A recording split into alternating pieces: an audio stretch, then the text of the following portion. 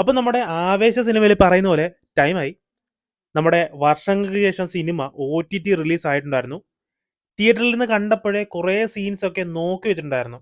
Cringe സീൻസിന്റെ അയ്യരികളിയാണ് പടത്തിൽ. അപ്പോൾ എന്താണ് നമ്മൾ ഇന്ന് പറയാൻ പോകുന്നത് മനസ്സിലായി കാണുമല്ലോ. അതെ, നമ്മളിന്ന് നോക്കാൻ പോകുന്നത് ചെന്നൈ സ്റ്റാറിന്റെ വർഷങ്ങൾക്ക് ശേഷം സിനിമയിലെ ക്രിഞ്ച് സീൻസിനെ കുറിച്ചാണ്. അപ്പോൾ നേരെ പോയേക്കാം.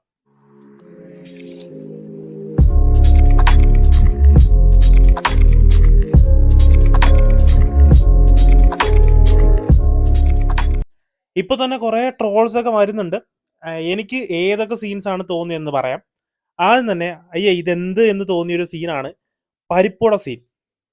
നമ്മുടെ ഡാൻ ശ്രീനിവാസന് വിഷമം വന്നു കഴിയുമ്പോൾ വിഷമം മാറാൻ വേണ്ടി പരിപ്പോട് മേടിച്ചു കൊടുക്കാൻ പെങ്ങളോട് പറയത്തില്ലേ, ആ ഒരു സീൻ. ശരിക്കും അങ്ങനെ ഒരു സീൻ എന്തിനാണ് അവിടെ കൊടുത്തതെന്ന് വിനീത് ശ്രീനിവാസന് പോലും ചിലപ്പോൾ മനസ്സിലായി കാണില്ല. പിന്നെ പ്രത്യേകം എടുത്തു പറയേണ്ട ഒരു സീനാണ്, മര്യാദയ്ക്ക് ധ്യാൻ ശ്രീനിവാസന്റെ കഥാപാത്രം പറഞ്ഞതാണ് എന്റെ പടത്തിൽ നീ തന്നെ മ്യൂസിക് ചെയ്യണമെന്ന്.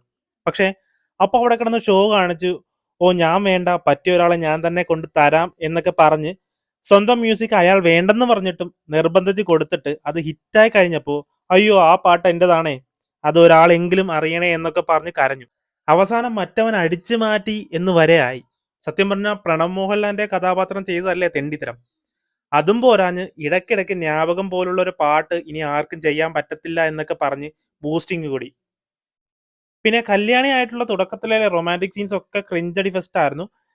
എടുത്തു പറയാനായിട്ടൊന്നുമില്ല, മിക്കതും ക്രിഞ്ച് തന്നെ.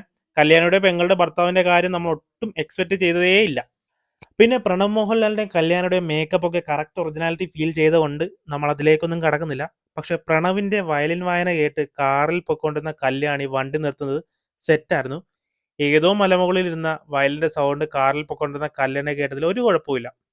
പിന്നെ ക്ലീഷെ, ബ്രേക്കിംഗ് സീനിലെ ക്ലീഷെ. മുരളി മരിച്ചെന്ന് കരുതി ധ്യാൻ ശ്രീനിവാസന്റെ കഥാപാത്രത്തിനെ ഞെട്ടിച്ചുകൊണ്ടുള്ള പ്രണവിന്റെ തിരിച്ചുവരവ് ശരിക്കും പറഞ്ഞ അത് കണ്ടിട്ട് ചിരിയാണ് വന്നത്. പിന്നെ പ്രണവ് കാർ ഓടിക്കുന്നതിന് മുമ്പായിട്ട് മുണ്ട് മടക്കി കുത്തുന്ന ഒരു സീനുണ്ട്. മോനെ, ശരിക്കും എന്താണ് വിനീത് ശ്രീനിവാസൻ ഉദ്ദേശിക്കുന്നതെന്ന് മനസ്സിലാവുന്നില്ല ഇതൊക്കെ കൊണ്ട്. രണ്ടാമത്തെ പ്രാവശ്യം കാണാൻ മടിയായതുകൊണ്ട് തിയേറ്ററിൽ കണ്ടത് വെച്ച് മാത്രമാണ് ഇത്രയും പറഞ്ഞത്. ചിലപ്പോൾ ഇതിൽ കൂടുതൽ കാണും. OTTയിൽ കണ്ടവർക്ക് കുറച്ചുകൂടെ സീൻസ് ഒക്കെ ഓർത്തെടുക്കാൻ പറ്റും. ചിലർക്ക് ഈ ഒരു സീൻസ് ഒന്നും ഒരു വിഷയമല്ല. എൻ്റെ ഒരു അഭിപ്രായത്തിൽ ഈ ഒരു സീൻസ് ഒക്കെ എടുത്ത് മാറ്റേണ്ട സമയം കഴിഞ്ഞു. പിന്നെ നല്ലതും എടുത്ത് പറയണമല്ലോ, നിവിൻ പോളിയുടെ സീൻസ് ഒക്കെ സെറ്റായിരുന്നു, കിടിലൻ. അതാണ് സിനിമയെ പിടിച്ചു നിർത്തിയത് എന്ന് തോന്നുന്നു. ഇതേ രീതിയിൽ തന്നെ വിനീത് ശ്രീനിവാസന്റെ അടുത്ത പടം വന്നാൽ ഈ പടം ഹിറ്റായതുപോലെ അത് ഹിറ്റാണെന്നില്ല. ഇതിൽ കൂടുതൽ സീൻസ് കണ്ടുപിടിക്കാൻ പറ്റുന്നവർ കമൻറ്റ് ചെയ്തേക്ക്. വീഡിയോ ഇഷ്ടപ്പെട്ടെങ്കിൽ ലൈക്ക് ചെയ്യുക, ഷെയർ ചെയ്യുക. Yeah.